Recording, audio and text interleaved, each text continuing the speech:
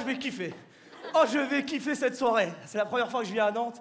Public extraordinaire. Tout de suite, petit test pour savoir s'il y a des bougnoules dans la salle. Attends. On sait, il y en a toujours. Attends. Salam alaikum. Alaikum. Bande de sales bougnoules. Eh ouais, moi j'ai le droit de dire bougnoule. Si tu veux faire des vannes sur les arabes, il faut être arabe. Si tu veux faire des vannes sur les noirs, il faut être noir. Si tu veux faire des vannes sur les juifs, il faut un bon avocat. Très important. Alors bonsoir mesdames et messieurs, je me présente à vous, je m'appelle Foudil. Attention, pas Faudel, hein. S'il vous plaît, hein, Foudil. Moi les chanteurs de rail qui votent à droite, je ne comprends pas. Non, les chanteurs de rail qui votent déjà, je comprends pas. Non, les chanteurs de rail. Car c'est ici que je suis né. Ferme ta gueule, ferme-la ta gueule. Putain, je te jure. Putain, Oh là là. C'est ici que t'es né, si tu continues à chanter, c'est ici que tu vas crever, mon gars. Bon alors, voilà, vous dites, encore un arabe qui fait un one-man show, il va nous parler de la banlieue, il va nous parler des arabes du bled. Non, pas du tout. Pas du tout, je suis là pour vous parler de l'âge d'or de la civilisation arabe. Le saviez-vous, mesdames et messieurs, que nous autres, les Arabes, avons inventé plein de choses. La médecine, c'est nous. Les mathématiques, c'est nous. L'astronomie, c'est nous. Ma question est la suivante. Comment on en est arrivé là aujourd'hui? Putain. Je te jure, mon Dieu. Ah oui. On était là, on était au top. Iraq, Inaddin Morano. Attends, qu'est-ce qu'on est devenu aujourd'hui? Je vais vous le dire. Une poignée de stéréotypes. Racaille, voleur, terroriste. Encore que voleur, aujourd'hui je tiens officiellement à remercier la communauté roumaine.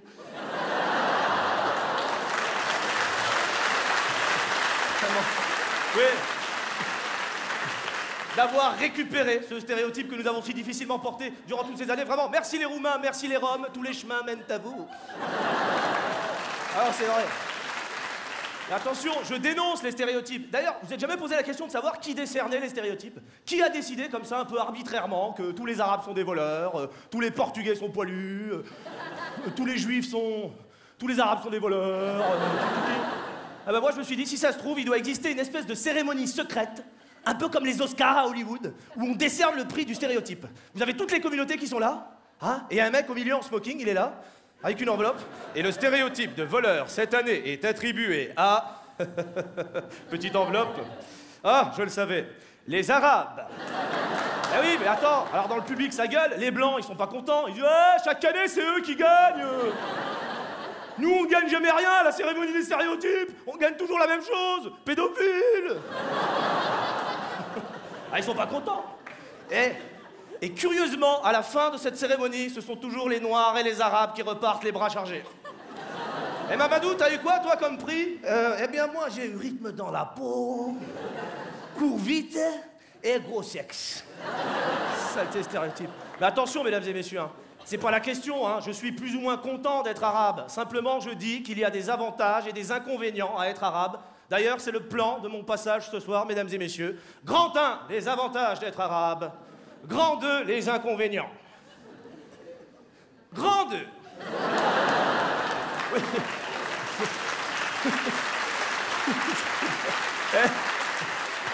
Vous vous doutez bien qu'il n'y a absolument aucun avantage à être arabe, ça se saurait. Premier inconvénient, l'accent arabe. Difficile de s'intégrer avec un tel accent. Et là, je ne peux m'empêcher de vous parler de mon cousin Hicham. Mon cousin Hicham qui vient tout droit du bled. Mon cousin Hicham, sa particularité, c'est qu'il drague des petites françaises sur Internet en se faisant passer lui-même pour français. Ça donne ça. Soyez attentifs. Mon cousin Hicham qui drague sur Internet.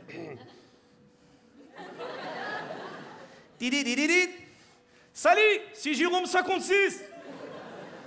Stéphanie, vous, t'es là? Laisse béton, Hicham, je t'ai reconnu. Comment ça se fait, tu m'as reconnu? Même quand t'écris, t'as l'accent. Sa mère. KSTF, Kistifie. Je cherche Mehdi, tu ne l'as pas vu? Non, je l'ai pas vu, mais à mon avis, tu vas pas le trouver. Ah bon, et pourquoi? Parce qu'il est 14 h. Et alors? Il faut pas chercher Mehdi à 14 h. Je sais pas, chercher vers 15 h, là, 16 h. Loul, loul, loul, ouais,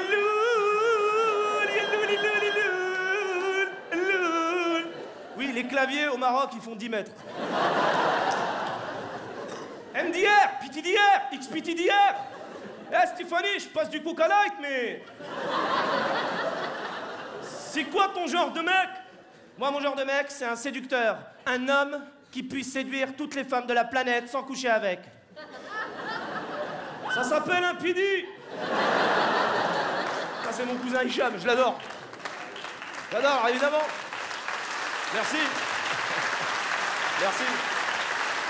Mesdames et messieurs, le secret d'une intégration réussie passe indubitablement par la maîtrise de la langue française. C'est d'ailleurs pour cette raison que je m'efforce chaque jour d'apprendre un nouveau mot afin d'enrichir mon lexique. Ah, ce matin, j'ai appris le mot magnanime. Je savais ce que ça voulait dire, mais la définition exacte. Tenez, madame, la définition exacte de magnanime. Ah bah, tu sais, oui, bah, demande, je vais te la dire. Alors, oui, voilà. Alors, magnanime, quelqu'un qui est magnanime, c'est quelqu'un qui dit des choses, qui, quand il les dit, être magnanime, c'est une prépondérance à une action qui serait subordonnée à une autre, mais qui ne serait... Par exemple, quelqu'un qui est magnanime, il est là, il va dire ouais, non, et tout, et l'autre, il dit ouais, peut-être, et l'autre, après, il dit ça, sauf que là, oui, non, oui. Ah. Ça va, je sais très bien ce que ça veut dire, magnanime. Magnanime, c'est par exemple, il y a deux personnes. Il y en a un qui est magnanime, l'autre il l'est pas. Il vient, il voit l'autre. Il dit, dis donc, toi, tu serais pas un peu magnanime? L'autre il dit, ouais, comment tu sais? Il dit, parce que j'ai vu que t'as dit. L'autre il dit, non. Ah ouais, ça. Tout le monde a compris, sauf toi. Voilà. Donc, le secret d'une intégration réussie, la maîtrise de la langue française. Deuxième secret d'une intégration qui fonctionne, parce que moi je suis né en France, je parle français, je paie mes impôts en France, j'ai fait mes études en France, et malgré tout, parfois j'entends « tu dois t'intégrer ». Je dis « putain, qu'est-ce que je peux faire de plus ?» Ça y est, j'ai trouvé, mesdames et messieurs, le secret de l'intégration, je l'ai trouvé. Je vous le révèle? Oui. La picole. Depuis que je picole, je suis français. Je te jure. Dis donc, il est arabe, lui. Mais non, regarde, il a du vin rouge. Il est de l'autre. Qui habite son air comme les nôtres. Ah ouais, c'est moi, libre, voilà. L'intégration par le vin, mesdames et messieurs. Pourquoi s'emmerder à créer un ministère de l'identité nationale alors qu'il y a un Carrefour à 2 pâtissiers qui fait la bouteille de Beaujolais à 2,50 €? L'intégration par le vin. Eh oui. Moi je le dis haut et fort, dans les banlieues, ce n'est pas du Karcher qu'il faut, mais du Saint-Émilion. Ma vie a changé, hein. Ma vie a changé. Fini les contrôles d'identité de la police. La dernière fois, il y a un flic qui m'a arrêté, j'étais bourré, il m'a dit papier. Je lui ai dit 6 ans. Il m'a dit fous-moi le camp. Il m'a regardé, il m'a dit eh ben elle est belle la France. J'ai dit ouais, merci. Je suis français. Troisième secret d'une intégration réussie, fréquenter une jolie française. Ça fonctionne bien. Ma fiancée s'appelle Jessica. J'ai toujours craint le jour où j'allais présenter Jessica à ma mère, parce que ma mère, comment vous dire, ma mère, c'est pas qu'elle soit pas ouverte d'esprit, ma mère. Ma mère, elle est raciste. Elle me l'a dit clairement, elle m'a dit, Wallah, je te vois avec une Française, je la tue, je te tue, je vous tue. Et j'ai toujours craint le jour où j'allais présenter Jessica à ma mère. Alors Jessica, pour vous la décrire, elle est grande, belle, blonde, intelligente, et pour ne rien vous cacher, elle est médecin. Hein. Oui, ma femme est médecin. Allez-y, vous pouvez dire, oh, arrêtez. Moi, ma femme, je l'aime pour ce qu'elle est, non pas pour ce qu'elle fait. Elle aurait pu être ministre, chirurgien ou avocate, je l'aurais aimé pareil, alors... Non, il se trouve qu'elle est médecin, et ce jour que j'ai tant craint est arrivé. Le jour des présentations avec ma mère. Un grand moment. Maman, Jessica, maman. Ma mère. Vous c'est qui? Vous c'est qui? Maman, calme-toi, elle est médecin. Il est médecin? Ma fille. Il est médecin. Et là, ma mère, elle a un vieux réflexe. Elle orientalise les prénoms français. Comment il s'appelle? Jessica. Tu veux boire quelque chose, Jamila? Non. Sur ce, mon père arrive, d'un pas décidé.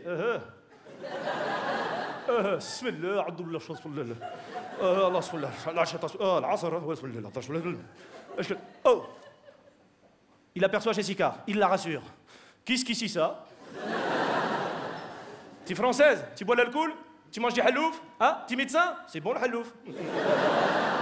Là, on passe à table, repas classique chez nous, 300 personnes. Jessica me dit, mais c'est un mariage? Je dis non, c'est un mardi. Et là, c'est l'ambiance traditionnelle des repas de chez nous. Les repas de chez nous, c'est très folklorique. Il y a des cris, des rires, des pleurs, des gamins qui courent partout, de la musique orientale. Et moi, j'adore comparer le repas de chez nous avec le repas français traditionnel bourgeois. J'insiste bien sur bourgeois. Parce que là, c'est une ambiance très austère. Ça parle philosophie, politique. T'as le père, la mère, la fille, le fils, dans un silence de mort. T'as d'abord le père qui est là. Non, non, non et non. Une politique économique ne peut pas être adaptée à un marché européen. Voyons, François-Xavier. Le fils. Papa, tu n'es qu'un pessimiste de la vie. La fille. Moi, je suis une écolo, vous avez bousillé la planète. La mère. Oh, mais calmez-vous, j'ai préparé un clafoutis. Bon, chez nous, c'est pas pareil. Chez nous, il y a mon petit frère, il arrive, il ouvre le frigo, il le referme, et il fait, franchement, qui c'est qui a mangé le dernier yaourt? Je l'avais caché derrière les merguez. Eh, franchement, ça se fait pas de manger le dernier yaourt. C'était mon yaourt. Vous mangez le yaourt des gens. Vous aimeriez bien que moi je mange mon yaourt. Ouais, je l'avais mis de côté pour regarder le match de foot. Et là, Jessica, elle le regarde, elle dit, mais il va quand même pas pleurer pour un yaourt. Je dis, Jessica, tu ne sais pas, chez nous, le yaourt, c'est sacré. Ça se vend par 8. On est 12.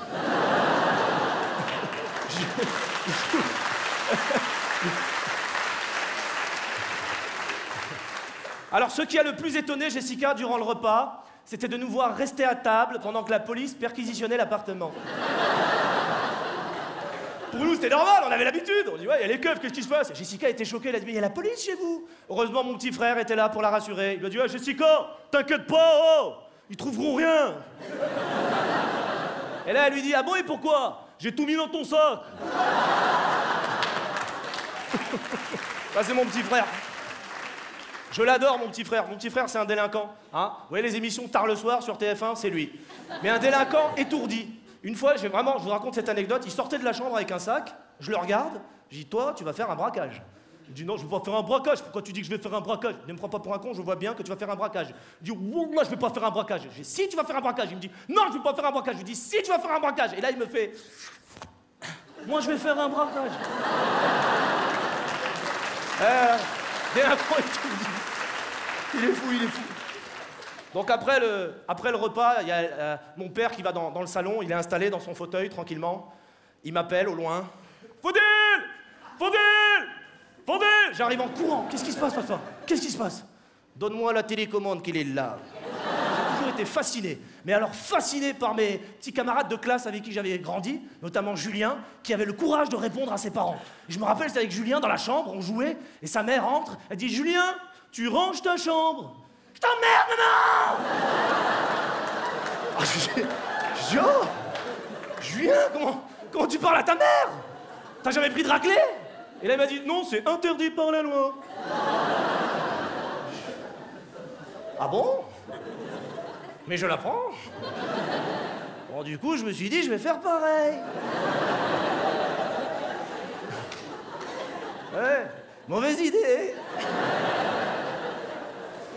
Mon père, un jour, qui me dit, Faudil, tu prends les clés de la voiture, t'emmènes ta mère faire les courses. Non, papa, cette fois-ci, je n'irai pas. C'est toujours à moi d'y aller, cette fois-ci, je n'irai pas, ok? Qu'est-ce que t'as dit? Non, t'as le droit de t'exprimer, vas-y. Mais qu'est-ce que t'as dit au début?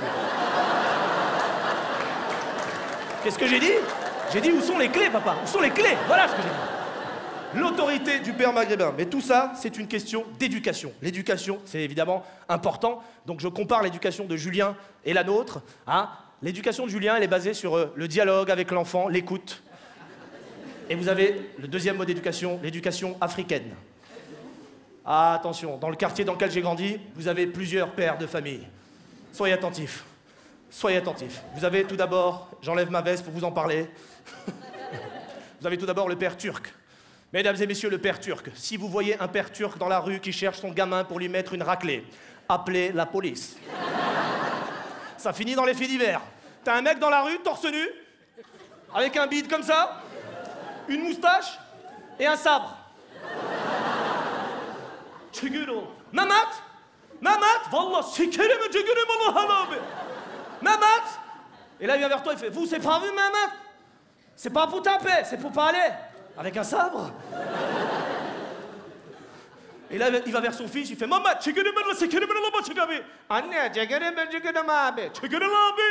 un bras. Donc là, il n'y a pas de dialogue avec l'enfant, il n'y a pas de... Hein, c'est direct, c'est radical. Je vais aller très vite. Après, vous avez le père qui m'a le plus traumatisé dans ma vie. C'est le père gitan. Ah, le père gitan, il a un mode d'éducation qui est beaucoup plus, comment dire, sauvage. J'en fais encore des cauchemars aujourd'hui. Je vous plante le décor. On est là, tous assis. Tu vois juste le fils gitan passer.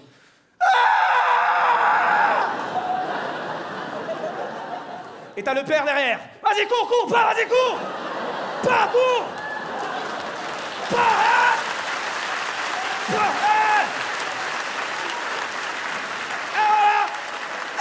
il court plus.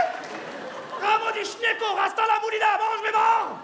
Qu'est-ce que vous avez à regarder? Qu'est-ce qu'il veut, mon moulin? Remonte ton cocotier, pas. Qu'est-ce qu'elle veut, la merguez? Un barbecue, pas.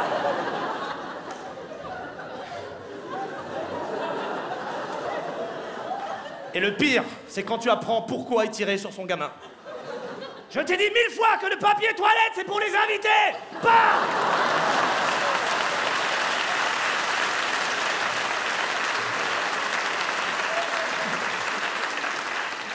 Mais ne l'oubliez jamais, mesdames et messieurs, que l'on soit noir, blanc, arabe, chinois, dans la vie, il n'y a qu'avec un père sévère que l'on persévère.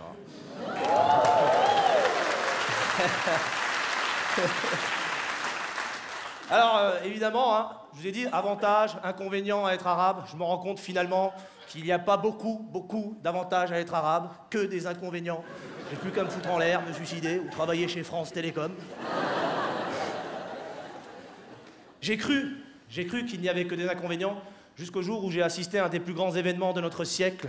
J'ai vu dans la rue le peuple tunisien, le poing levé, prêt à mourir et mort pour sa liberté, suivi du peuple égyptien, le poing levé, prêt à mourir et mort pour sa liberté, suivi du peuple libyen, le poing levé, prêt à mourir et mort pour sa liberté. Et je me suis rendu compte de la chance que j'avais de vivre dans ce beau pays qu'est la France, qui me donne cette liberté d'expression que d'autres n'ont pas. Alors j'en profite, je valse avec Marianne sur un air de liberté, aux saveurs de jasmin, en buvant mon thé. Des larmes de joie ont remplacé les pleurs, les Arabes s'expriment et oublient leur peur, les dictateurs tombent sur un sol arable, fini l'hiver sombre, c'est le printemps arabe.